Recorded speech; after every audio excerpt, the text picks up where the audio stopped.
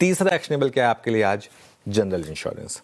I think जो कल supreme court का डिसीजन आया है, अब अगर आप गाड़ी लेने जाएंगे तो थोड़ी सी महंगी पड़ेगी आपको, मतलब ऑप्टिकली महंगी पड़ेगी, क्योंकि अब आपको अप फ्रंट जो है ना 4 साल का गाड़ियों के लिए यानी कि 4 व्हीलर्स के लिए और 6 साल का 2 व्हीलर्स के लिए अप फ्रंट आपको इंश्योरेंस खरीदना पड़ेगा। एक बहुत ही फैसिनेटिंग डेटा आया है कल जो सुप्रीम कोर्ट ने बताया है, इस देश में आधे से ज़्यादा गाड़ियां जो सड़क पर हैं इस समय वो अनइंश्योर्ड है, जबकि लॉ कहता है कि कोई भी गाड़ी इंश्योरेंस के बिना नहीं चल सकती। आप लाइफ इंश्योरेंस कर रहे हैं नहीं कर रहे हैं आपका डिसीजन है, आप अपना घर इंश्योर कर रहे हैं नहीं कर रहे हैं आपका डिसीजन है, आप अपना मेडिकल इंश्योरेंस ले रहे हैं या नहीं ले रहे हैं आपका डिसीजन है, क्योंकि वो अगर कुछ भी होगा वो आपकी प्रॉब्लम है ना।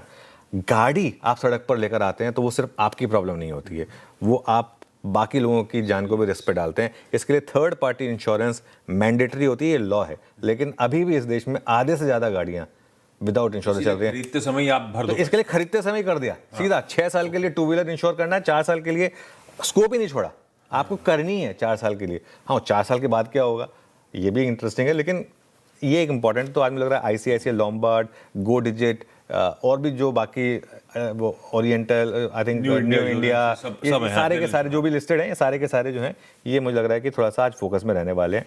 ठीक है, तो ये आपका चौथा एक्शनेबल हो गया। आज आरबीआई की मॉनेटरी पॉलिसी आएगी, कुछ दिनों में मैं थोड़ा सा डिटेल में बात करूंगा इस पर। आज आरबीआई की मॉनेटरी पॉलिसी आनी है, लेकिन मेरा मानना यह है कि वो एक साइड शो बन के रह जाएगी आज, क्योंकि ना तो आप दरों में कुछ रेट चेंज एक्सपेक्ट कर रहे हैं, ना ही आप उनके स्टांस में कोई चेंज एक्सपेक्ट कर रहे हैं। और आई थिंक थोड़ा बहुत अगर कुछ चेंजेस आएंगे, टिंकरिंग होगी जीडीपी और इन्फ्लेशन में, वो छोटी मोटी होगी, लेकिन इसके अलावा आप कुछ बहुत ज़्यादा एक्सपेक्ट नहीं कर रहे हैं। इसके अलावा एक और एक्शनेबल है आज, वो है ग्लोबल मार्केट से जो आ रहा है डॉलर का नीचे आना और बॉन्ड यील्ड का नीचे आना। आई थिंक ये एक और पॉजिटिव है। इसमें मुझे लग रहा है कि आज आप एक तैयार रहें एक सेक्टोरल एल्गो के लिए, सेक्टोरल एल्गो प्ले के लिए। वो सेक्टोरल एल्गो प्ले क्या होगा? सबसे ज़्यादा पॉजिटिव है पीएसयू बैंकों के लिए।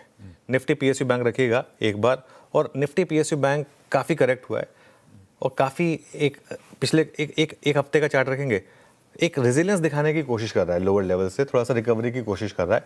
यहाँ मुझे लग रहा है कि आज पॉजिटिव ट्रिगर है और ये शायद आज एक चल सकता है।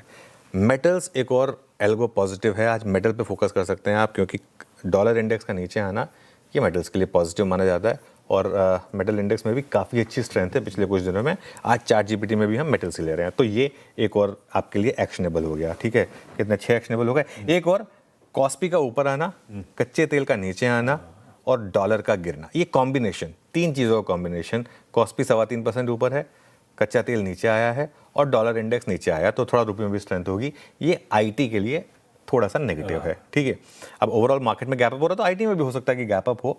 और कल या परसों से हमने आईटी में एक प्रॉफिट बुकिंग का व्यू लिया हुआ है। ये रैली जब 27,000 से स्टार्ट हुई थी, हमने 27,500 से करीब एक पॉजिटिव व्यू लिया था और वहाँ से 31,500 तक की एक बड़ी रैली हो चुकी है। अब आईटी में ना फ्रेश खरीदारी ना करें। हाँ, अगर आपके पास ऑलरेडी है तो या तो आप प्रॉफिट बुकिंग करें या फिर अपने एक श्रद्धा के हिसाब से एक ट्रेलिंग स्टॉप लॉस लगाएं, 1-2% का, जितने का भी आपको लगाना है इंडेक्स के हिसाब से, वो चाहे तो आप कर सकते हैं। तो ये 7-8 आज के एक्शनेबल हो गए बेसिकली।